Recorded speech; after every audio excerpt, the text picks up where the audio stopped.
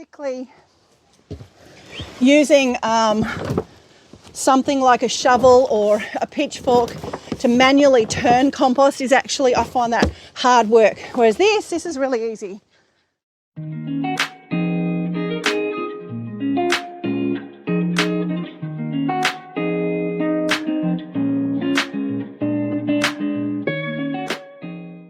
Hi friends, welcome to Sunflower Hill. I'm Tina and I'm a single mum homesteading in Victoria, Australia. So down the bottom in the cold bits of Australia.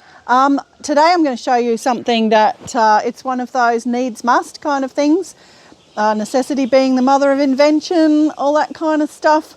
I have snakes here and I've worked for years. I've been here 6.5 years and worked that whole time to make this place as safe as possible, working around the snake situation. And the most recent thing was a snake in the compost. My compost has been, it's really an awful lot for one person, this place. So things get put in the I'll do that later pile, and compost, I'm just watching a koala sitting up in the tree. I'll show you him in a minute. There's actually been a bit of rain today, even though it's summer. Thankfully we've had some rain because it's been really dry, so that's been great.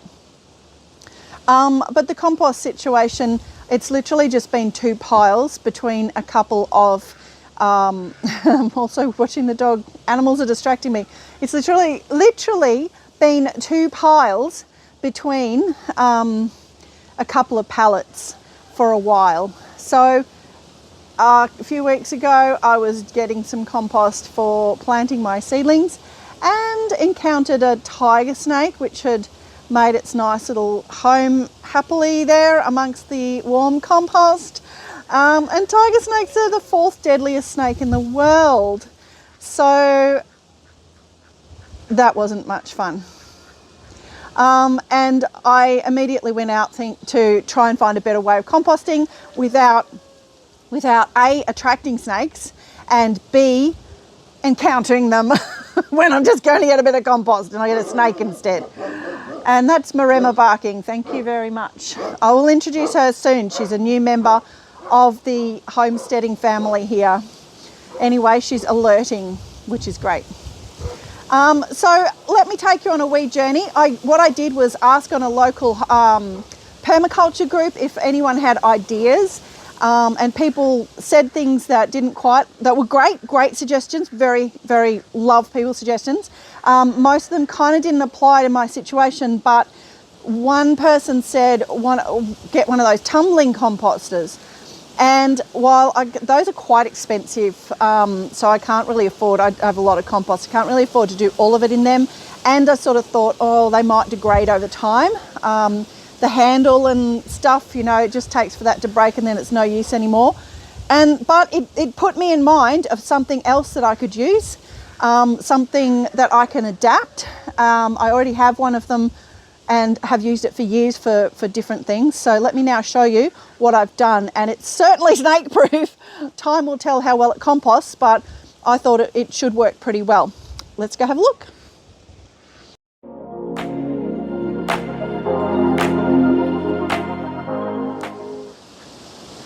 So this is a cherry barrel, and they have been used, as the name suggests, for cherries. So they've only had food in them. And I got them from the local feed supply store in town. My closest town actually sells these for about $50 each. Now they're huge, they're 200 litres, so they're a really good size. And for me, perfect for what I want to do. Over here is one I prepared earlier and I will show you at the end. And this one is one I'm going to do today. So I'm now just going to go grab my son, my now 12-year-old son, he's had a birthday, to come and film so I can show you what I've done to adapt these to be composting barrels and how they're going to work. Okay, so these cockies, so many animals interrupting me today. So these barrels are fantastic for a couple of reasons. Firstly, they're really sturdy. They're nice and tall. You can see next to me I'm not a short person and they're quite tall. And they're light. And best of all, the lids are like this. So there's this section here that fits into the barrel, and then there's this ring. Whoops, I threw that down. I threw that down because we won't be needing this for composting. So that this fits on top, and then it screws on to the barrel. So you can see it's a really, really tight, nice tight fit. The reason I like that is there's two reasons. Firstly, it's going to provide our aeration. And secondly, there's going to be two sources of our aeration. And secondly, my plan with this is to be able to, when it's full of compost, tip it over and roll it backwards and forwards to be able to mix the compost up, to aerate the compost, because that's really important. And that's something that has been missing from my composting, being able to aerate it. It's really annoying to get in with a shovel or a pitchfork and turn and aerate it. Whereas with this, I'm thinking I should be able to just roll it. Now, as I said, there is one that I did a couple of weeks ago. So we're going to have a look at that in a minute. And we're going to give the rolling theory a bit of a test. But first I'm going to show you how I'm aerating the top of these. Now, I want holes in it because you need oxygen. If you don't get oxygen in your compost, then you're going to have rotting instead of composting, anaerobic bacteria instead of aerobic activity, breaking down things into compost.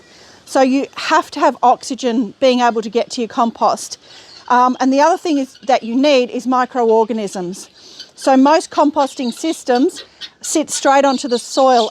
So the reason that most composting systems sit directly on the ground is that the soil, any decent soil, has a lot of microorganisms in it that are going to be able to compost, as well as worms and other little micro creatures that are going to help with the composting, isopods, things like that.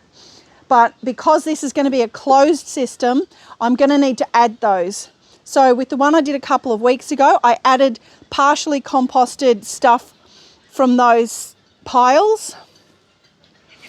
And then I also went to some soil that had compost sitting on it, and I dug up a heap of soil with worms in it. I may even buy some composting worms for this system because it's pretty enclosed.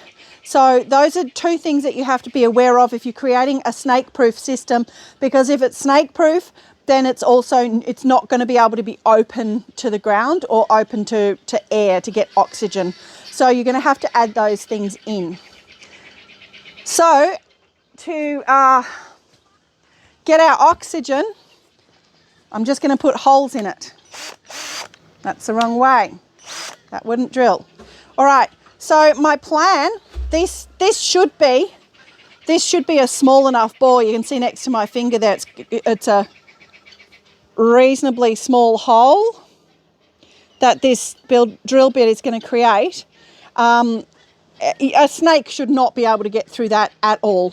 But just to be on the doubly safe side, because we have so many tiger snakes around here, and because of the incredible horribleness of the potential of opening one of these and finding a snake in it, I'm putting them up higher as well. So I'm just drilling the holes in a pattern up here.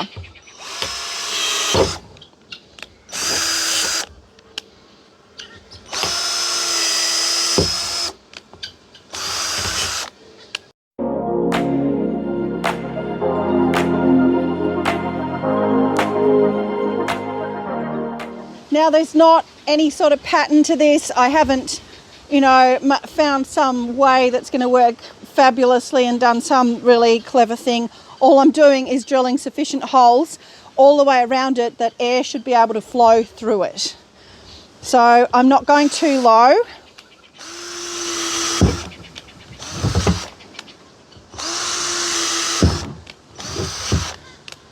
And because this plastic is nice and thick, it's easy to drill into it and it's retaining its stability. So if you want to have a crack at this, I suggest just making sure that you get a barrel that is nice and thick. You probably can't get these cherry barrels everywhere. I know these sorts of barrels are also used for things like olives and tomatoes, things like that. So see what you can get locally, but just get something that's nice and thick. And you can probably make something with a different design work for you as well.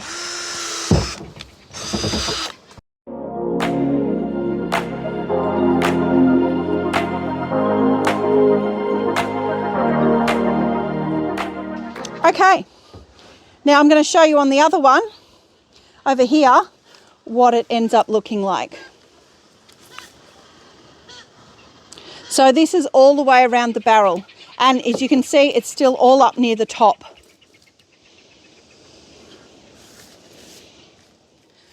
Okay, so the next step is to add additional airflow, because I don't feel like the holes are going to be enough, and it's really important to get oxygen in. So I have quite a lot of this white shade cloth. It's 50%. And so it's going to create good airflow. It's good quality shade cloth. I got it from an agricultural or a nursery supplier. So it's good quality, heavy duty shade cloth. 50%, so plenty of airflow. You could use 30% as long as it's good heavy duty stuff. And I'm going to cut out a square of this. I know the dimensions because I did the other one. So I actually already got the first square cut out of this. So all I'm going to do is fold this over, and then I'll be able to figure out where to cut to.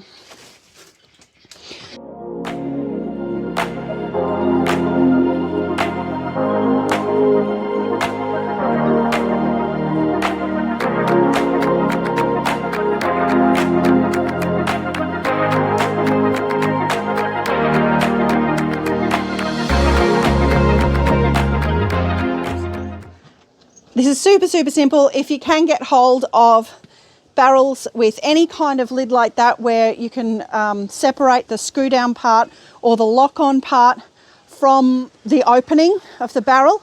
Otherwise, you can just cut a hole in the top of it. There'd be lots of different ways you can do this.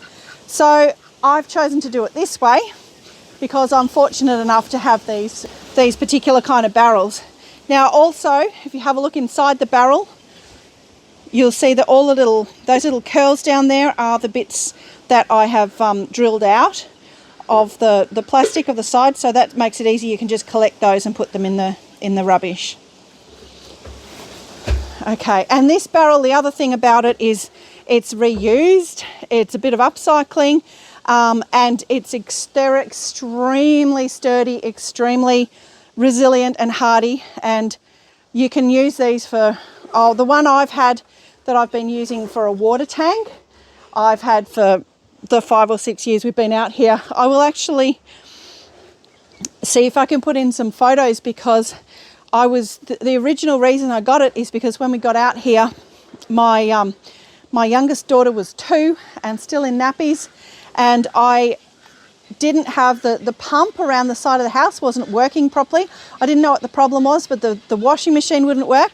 And then I had the hot water system physically collapsed, and chucked half of our tank water down the driveway on our first New Year's Eve here. So I didn't have water and I didn't have a washing machine. So I went down to the feed store and got one of these, and that was my washing barrel. And it's kind of where I got the rolling idea from too. So I'd put my washing in here with bore water, which is not ideal to wash your clothes in. It wasn't great, but it did the job in a pinch. And I would put the lid on and put this down and roll it backwards and forwards. Not the most efficient. I ended up having to use a stick as well. The things you do, but that's how I got the idea to use these barrels. They're really, really useful. And now I have the old one sitting in the bus for water. So you just need that to fit with a bit of overhang. The overhang's just because it's going to be screwed in. All right, so let's just cut this. So we've got enough, but not too much. And then this piece down there will certainly be useful for something else. Really good stuff, shade cloth. You could also use other things. Of course, if you've got old fly screen from an old fly screen door, just make sure it's nice and sturdy, nice thick fly screen. Anything like that that you've got could be upcycled to do this job. I just happen to have this nice strong shade cloth, so that was the first thing that sprang to mind. And then easy peasy lemon squeezy, put this on top and screw it on. That's it. That is all.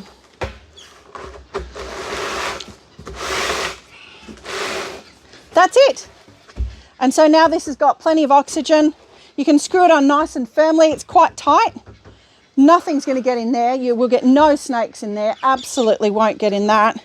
And then you've got these holes. Now after I've finished filming, I'm going to keep drilling all the way around, but you don't need to see that because here's one I prepared earlier.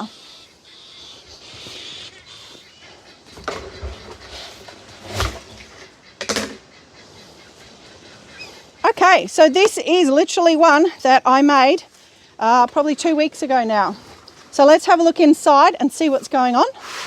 Yeah. Okay, so there, if you have a look here, there's an ant on there and even that couldn't get in. So we'll flick that away because they're bitey. And if you have a look inside here, that looks pretty good.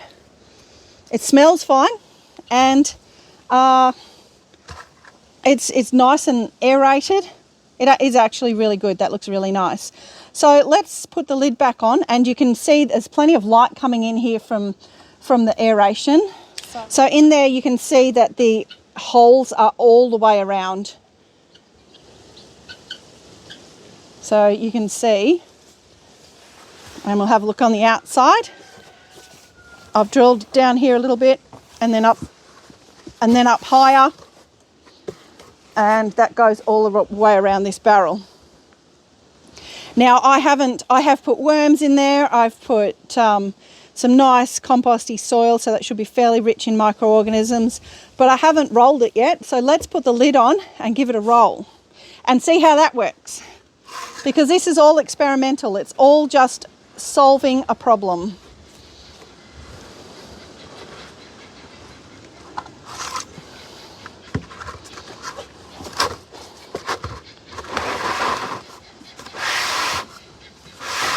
All right, so now let's see how this works at turning our compost. So just on its side, and I'm literally just going to roll it around. Let's have some fun.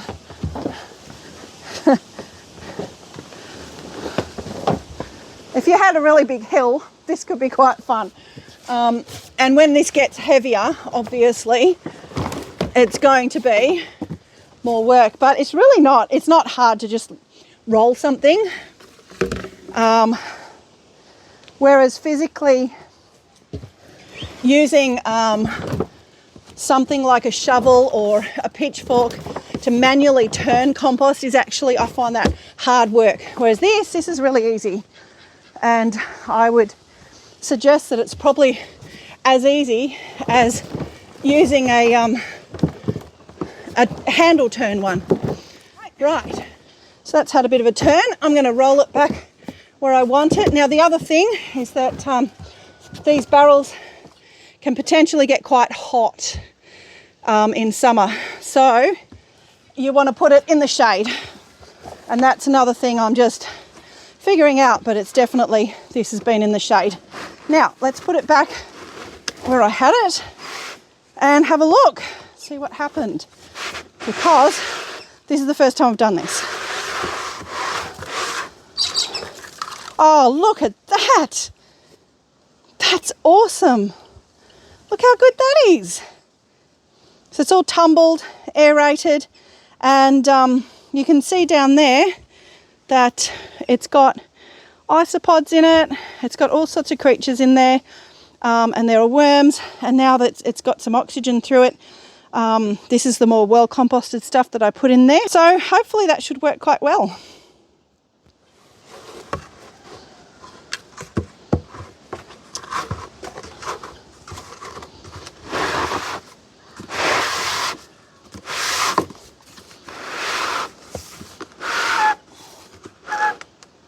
Nice and firm in the shade. All right, friends, well, that's your bloomin' lot for today. This is short and sweet because I just wanted to show you that one thing.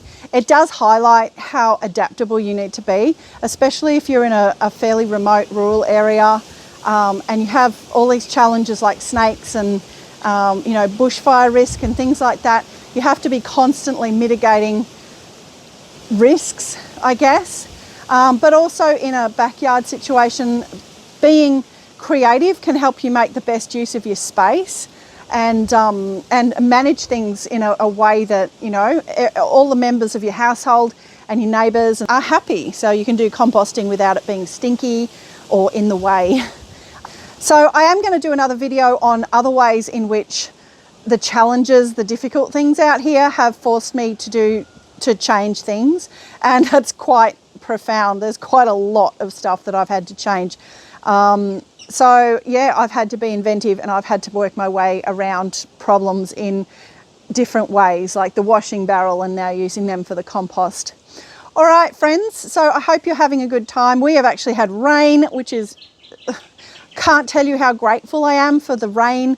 Mostly it's been predicted and then it's just gone around, and sitting here watching it go around when our ground was rock hard and the tank was quite low has been very frustrating. So this is wonderful. We've had rain, the tank's back up close to the top. So it's been a good day or two. All right, friends, I hope life treats you kindly. It's hooroo for now from me and hooroo from Leela. Hooroo. Thank you. We'll finish this job and get on to the next one now.